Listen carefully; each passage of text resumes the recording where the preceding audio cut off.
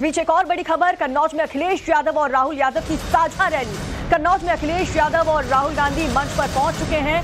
कन्नौज से चुनाव लड़ रहे हैं अखिलेश यादव और आज वो चुनाव प्रचार करने के लिए कन्नौज पहुंचे।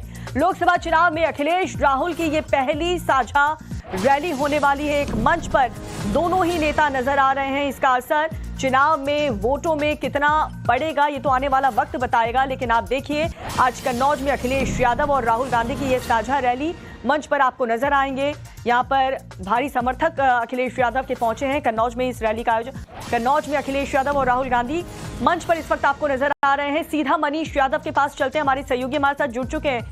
मनोज, राहुल गांधी और अखिलेश यादव ये पहली बार है लोकसभा चुनाव में जब एक बार एक साथ नजर आ रहे हैं। इससे पहले हालांकि दिल्ली में हमने देखा था। कितना असर इसका दिखेगा चुनाव में?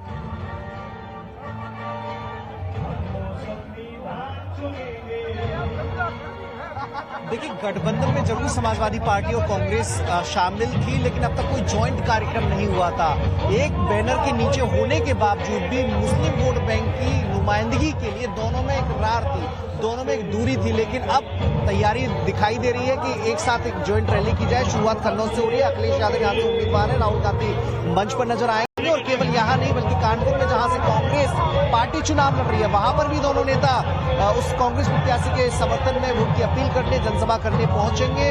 अमेठी रायबरेली में भी ये सिलसिला जारी रहेगा, क्योंकि अमेठी रायबरेली में समाजवादी पार्टी मजबूत मानी जाती है। तो राहुल के साथ रायबरेली में अखिलेश यादव एक मंच पर नजर आएंगे और अमेठी में केएल शर्मा के पक्ष में प्रचार करेंगे। ये पहली ज्वाइंट रैली है। चूंकि कन्नौज में मुकाबला कड़ा इस वजह से और हो जाता है कि 2019 में समाजवादी पार्टी की इस परंपरागत सीट पर अखिलेश यादव की पत्नी डिंपल यादव उम्मीदवार थी, लेकिन सीट बीजेपी ने जीती। सियासी हालात बदल गए हैं। ऐसे में दोबारा से इस गढ़ को अगर वापस पाना है तो अखिलेश यादव को यहाँ पर मेहनत करनी पड़ेगी और वही मेहनत का नतीजा है कि ये पहली दफा ज्वाइंट रैली दोनों नेता एक साथ एक मंच पर आए हैं। दावे समाजवादी पार्टी और राहुल गांधी के जो टीम के लोग हैं वो अलग अलग तरीके से कर रहे हैं। यूपी में मिशन 80 जो बीजेपी का नारा है उसे समाजवादी पार्टी और इंडी गठबंधन के नेता मिशन 80 अपनी तरफ जोड़कर कहते हैं कि इस बार बीजेपी के हाथ कुछ नहीं आना। लेकिन अब ये चुनावी नतीजे तय करेंगे कि किसके हाथ क्या आएगा।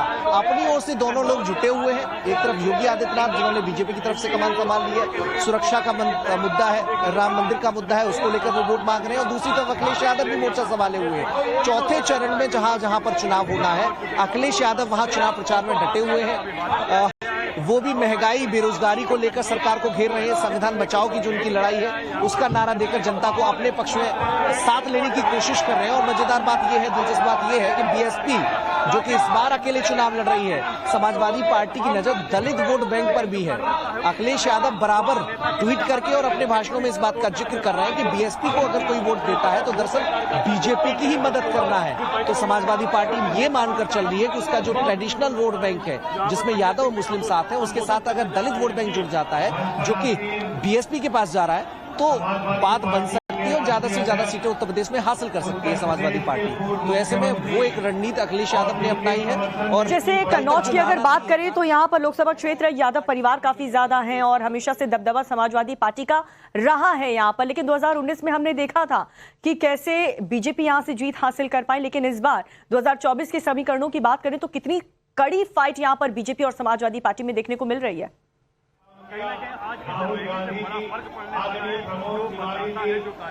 देखिए, मुकाबला इतना आसान नहीं है, क्योंकि बीते करीब 5 साल में सुब्रत पाठक जो कि बीजेपी के प्रत्याशी थे, सांसद हैं, वो लगातार यहाँ पर क्षेत्र की जनता के बीच हैं, वो भी लगातार मेहनत कर रहे हैं। ऐसे में समाजवादी पार्टी को नए सिरे से मेहनत करने की जरूरत है। चूंकि ये जो बेल्ट है अवध इलाके में भी मानी जाती है और इटावा मैनपुर से सटा हुआ इलाका भी है, तो समाजवादी पार्टी का इसमें कोई दोहराय नहीं है कि बड़ा वोट बैंक इन इलाकों में है। तो ऐसे में दोबारा उसे अपने साथ जोड़ने के लिए लगातार जो जनसंपर्क है वो समाजवादी पार्टी के नेता कर रहे हैं। अखिलेश यादव की बेटी भी कन्नौज पहुंची, मां के पक्ष में मैनपुर में वोट मांगा तो पिता के पक्ष में भी माहौल कन्नौज में जाकर बनाया। तो ऐसे में जो राह आसान या एक तरफा लड़ाई होगी ऐसा नजर नहीं आ रहा। मुकाबला कड़ा है, बाजी किसके हाथ लगती है ये 13 को जब वोटिंग होगी उसके बाद एक तस्वीर तब साफ हो पाएगी। लेकिन अपनी ओर से अखिलेश यादव भी इस जंग को आसान बनाने के लिए और अपनी समाजवादी पार्टी की जड़ें और इस इलाके में गहरी करने के लिए लगातार कन्नौज के दौरे कर रहे हैं। उसी कड़ी में आज ये दौरा है। कानपुर देहात में भी कन्नौज संसदीय क्षेत्र का कुछ हिस्सा आता है। झीझक, वहां पर भी अखिलेश यादव आप नेता संजय सिंह के साथ एक सभा करेंगे। तो अपनी ओर से पूरी कोशिश समाजवादी पार्टी की यह है कि कम से कम अपने गढ़ों में ज्यादा समय देकर यहाँ की जो सीटें हैं, जहां से वो खुद चुनावी मैदान में, जहां से उनके परिवार के लोग चुनावी मैदान में डटे रहे,